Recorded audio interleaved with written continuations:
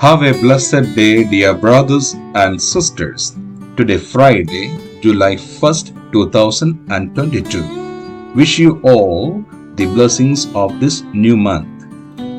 Have you ever thought about God's plan for your life? We often think about our life depending on our given situations. We judge people based on his or her life situations. Many people do keep a tendency to judge people based on their living situations.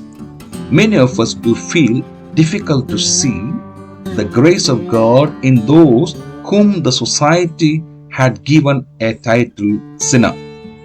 Jesus chose Matthew to be his follower and friend, not because Matthew was religious or learned, popular or saintly.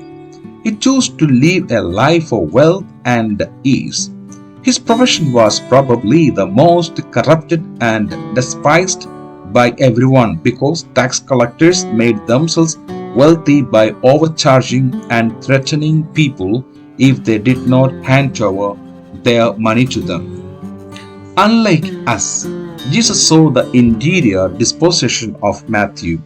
We are happy with what we see and judge people accordingly. The beautiful incident in the book of 1 Samuel chapter 16 tells us what God looks from us. When the prophet Samuel came to the house of Jesse to anoint the future king of Israel, he bypassed all the first 7 sons who were physically fit to be the king of Israel and chose the last son, David, a shepherd boy. God looks at the heart and not at the appearance of man. He declared, Matthew's heart must have yearned for God, even though he dared not to show his face in a synagogue, the Jewish house of prayer, and the study of God's law. When Jesus saw Matthew sitting at his tax office, no doubt counting his day's profit, Jesus spoke only 2 words, "Follow me." Those 2 words changed Matthew from a self-serving businessman to a God-serving apostle who would bring the treasures of God's kingdom to the poor and needy. Jesus called people at different times. He came to call Matthew when he was assured that Matthew would surrender to his call. The Pharisees could not understand the attitude of Jesus. They challenged Jesus' unorthodox behavior in eating with the public sinners. Jesus' defense was quite simple. A doctor doesn't need to visit a healthy person. Instead, he goes to those who are sick. Jesus likewise sought out those in the greatest need.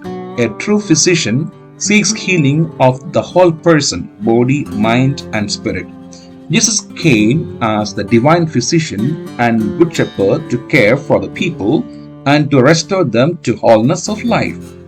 The Orthodox were so preoccupied with their own practice of religion that they neglected to help the very people who needed spiritual care. Their religion was selfish because they did not want to have anything to do with the people not like themselves. Jesus stated his mission, "I came not to call the righteous, but to call sinners." We all need God's grace because we all have sinned and fall short of the grace and glory of God. Dear brother and dear sister, can you look into the interior of your enemy? Then you will know he deserves your mercy and love. Before you judge and condemn a person, pray for him and think from his situation. Then you will only love him. You will never hate him. We all are children of God. The power of God is at work in each one of us. And I pray, may you be blessed. Have a blessed day.